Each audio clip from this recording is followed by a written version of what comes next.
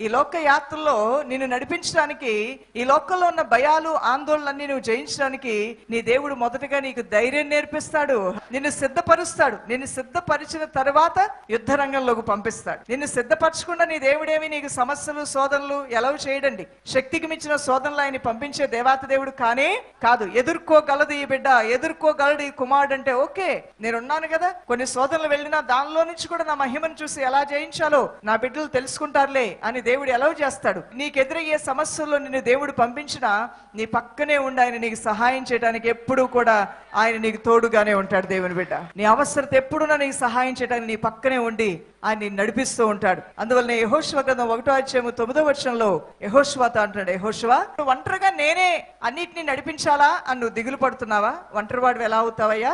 నా సేవకుడైన మోషేకి నేను తోడై ఉన్నట్లు నీకు తోడై ఉంటాను. ఒక యుద్ధ రంగంలోకి పంపించాడు యెహోషువని. అలానే గిద్యోన్ని ధైర్యవంతుడిగా చేసి బలాఢ్యుడా అని అతన్ని సంబోధించి ఎల్లు నేను నీకు తోడుగా ఉన్నాను యుద్ధం చేయించడానికి ప్రేరేపించి ప్రభు వారు పంపించాడు. ఎస్తేర్ రాణి చాలా భయస్తురాలు, కానీ దేవుడు ఆవిడ బలపరిచాడు. నా బిడ్డ, నువ్వు ఉపవసించి ప్రార్థన చేయి, నేను నీతో వస్తానని. ఈ లోక